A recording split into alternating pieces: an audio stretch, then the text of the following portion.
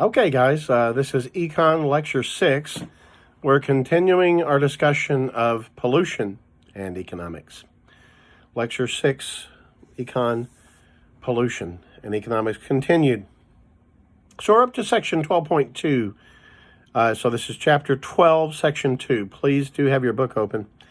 And we're talking about how the government can regulate industries. And the Section 12.2 talks about command and control regulation.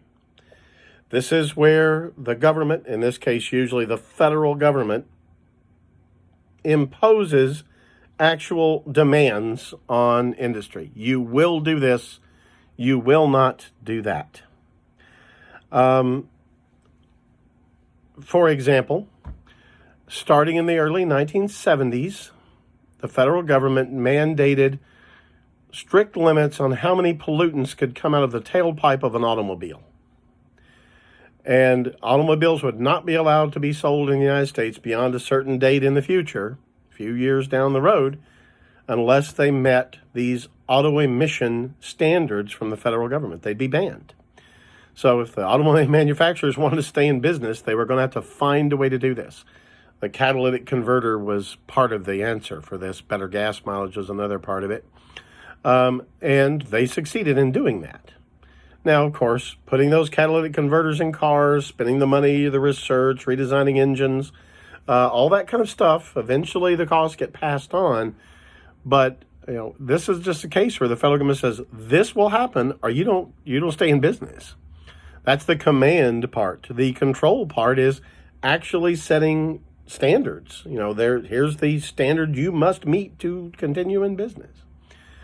Now, America's has in its DNA this love of the free market. We are a liberal capitalist state, and we don't like it much when government has to issue these kind of regulations, but it's always been the case. There has never been a country that was completely free market with no regulations of this kind at all.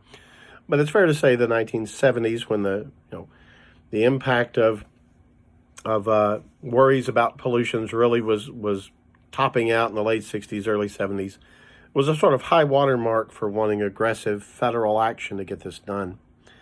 And what you see are two acts passed by Congress, major laws, the Clean Air Act of 1970 and the Clean Water Act of 1972.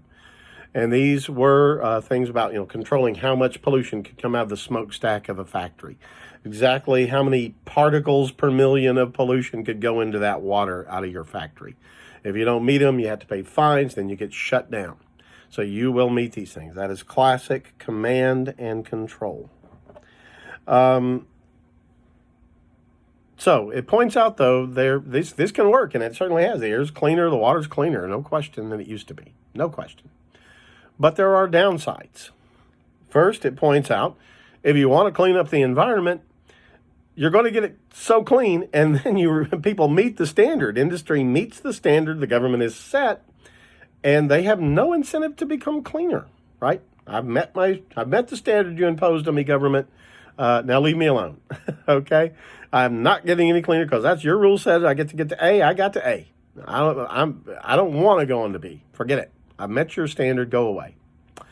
So if the government wants even cleaner air, cleaner water, they've got to revise the standard, and they're going to be fought tooth and nail each step along the way, right?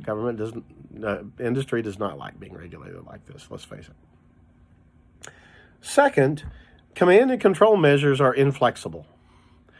If it's a law passed by Congress, you know what a heck of a thing it is to get a law through Congress. So that's not going to be easily changed. It could be years before you could get even minor modifications made in the law. And if it's a regulation that you're meeting through the bureaucracy, it still takes years of public comment and study and all this for a regulation to be changed.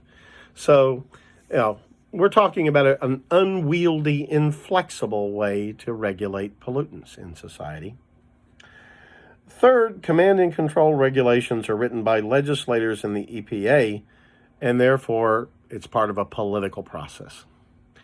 These aren't, totally independent scientific experts making their judgments with the world outside of all concern. It's politics. It means compromise. So, not always does political compromise lead to the best outcomes. It leads to the achievable outcomes, not necessarily the best outcomes.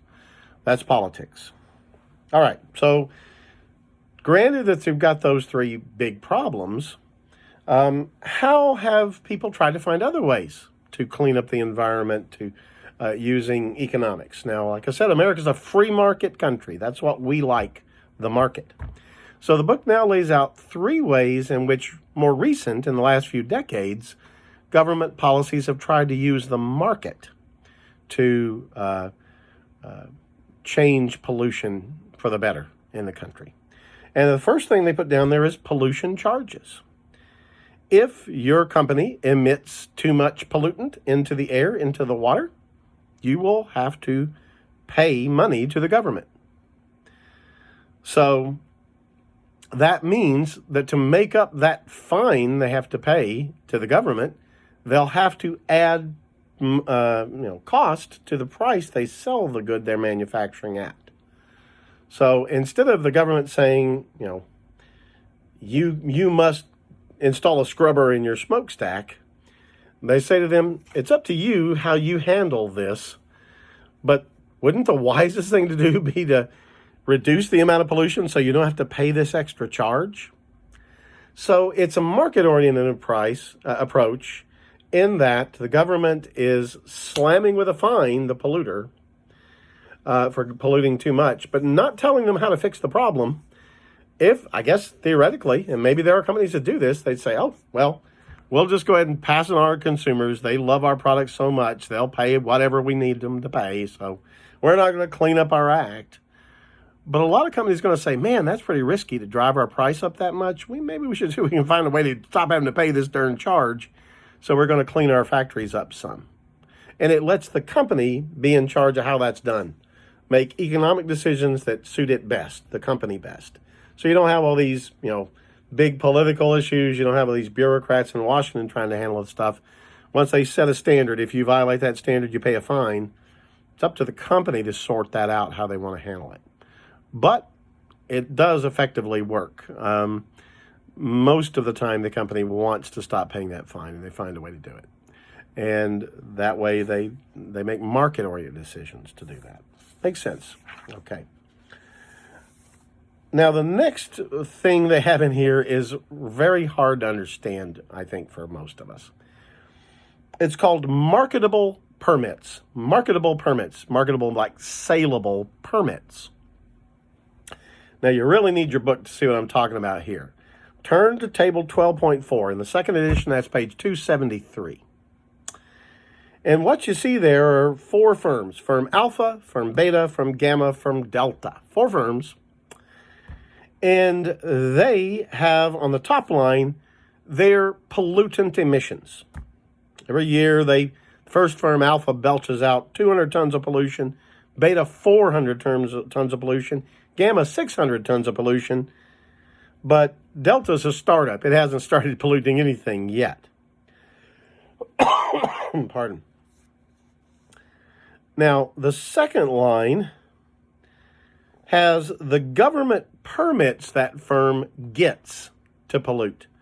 Now, again, if you're thinking, I'm an environmentalist, I don't want any pollution, that's not a realistic, achievable thing in overnight, right? It just isn't. But what these permits do says, okay, we recognize, factory, you are going to pollute some. But you'll notice what they've done here is they've slashed in half the amount of pollutants they can put out. So they say you are permitted by the government to have half as much pollution next year as you did this year. Find a way to handle this. So the Alpha firm, 200 tons of pollution, they say you can only have 100 tons of pollution or we're going to come down on you like a ton of bricks. Unless you can get more permits. That's why they're marketable permits. If another firm, and that's what you look at Beta there. Beta produced 400 tons the first year. Next year, the permit says they can only have 200.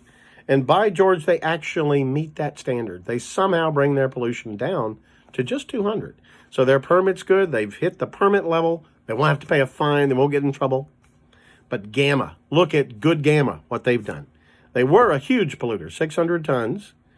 They were licensed to only pollute 300 tons, but they actually only polluted 200 tons. They became super duper environmental friendly company, and they really slashed by 2/3 their pollutants. But look, they were permitted 300 tons of pollution, and they only polluted 200. They've got 100 tons of pollution to spare. They can, with these marketable permits, Gamma can sell its extra 100 tons of permitted pollution it didn't use to firm Alpha. So now Alpha will have enough to cover its 150 tons of pollution. It was 50 over, but it can buy 50 tons of pollution from firm Gamma. It's a free market exchange. Gamma was really thoughtful and conscientious, and they really cut their pollution. They get the reward of getting paid for pollution they didn't issue by another firm that's more polluting. And look at Delta over there. Delta is a brand new firm. It's just started up. It didn't have a permit to do any damage to the environment, and it winds up damaging 50 tons worth of pollution. It can get the other 50 tons from firm Gamma. Gamma can sell to both Alpha and Delta, and the regulations, everybody's got the permits they need for the pollution they produce. And Gamma makes 100 tons worth of pollution profit off of this. So it's an incentive for Gamma to clean up its act really well because it can make money off of it. Now you might think, well, hold on a minute, Foster. Alpha is getting to pollute more than it's supposed to. Okay, they are. Having to pay for it, though. It's going to cost them money. They're going to buy it from Gamma. I don't like that, but they're going to have to do it. That's an incentive for them to clean up next year. But the point is, the total amount of pollution going out into the environment, the first year, when you add them all up, 600, 1,200 tons of pollution. But after this permitting system, when the sales of permits and all that, from 1,200 tons of pollution, the environment actually has only 600 tons of pollution. We have cut pollution by 50% under the permitting system.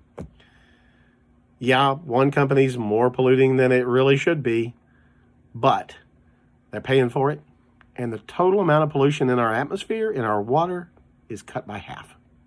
So that's a market-oriented approach. You can be dirty if you want, but you're going to have to buy permits to cover it. If you're really good, you clean up your act, great. You don't have to, you make profits off of that. The other section down here says better defined property rights. And this is basically relying on the courts to sort things out with lawsuits by individuals. If you live near the factory and the factory's belching out pollution onto your land, there have been states of our union who have tried to say you have a property right in clean air on your land.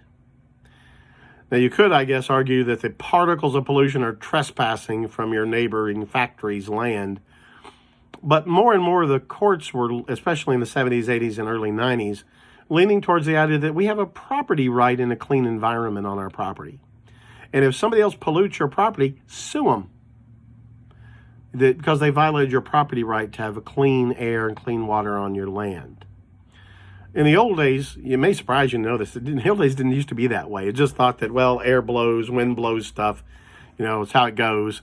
I didn't intentionally put that stuff on your land. So, the old days, they didn't worry about this, but more and more, the courts are thinking maybe you do have a property right in being able to have a good, clean environment on land you own. And if somebody else is polluting it, water, air, nearby, sue them and recover from them monetarily for the damage they're doing. And that money damages they'll want to stop. So the last portion here, it talks about the cost-benefit analysis that has to be done. Anytime a government policy is being put in place on the environment, they have to do what's called a cost-benefit analysis. They have to look at how much is this going to cost the economy. How much are firms going to have to shell out to fix this problem? Is it worth the benefit we derive? Now, the benefits can be sometimes hard to, how much is a fresh, clean air full of lung full of air when you breathe in? How much is that worth in dollar amounts? It's hard to know. How much is that beautiful view of the mountains you can see now that the pollution's reduced? But they try to put those benefits into place. And you'll see in the book there, it says on 275, estimates of $22 trillion of benefit from the Clean Air Act alone in the first 40 years after it. And you can see, while it's squishy, hard to know exactly how to measure such things, makes some sense. And it even finishes with a little talk about ecotourism. I think we'll finish with a couple of minor things left to say on environmentalism and the law and the economics, next time. See you later.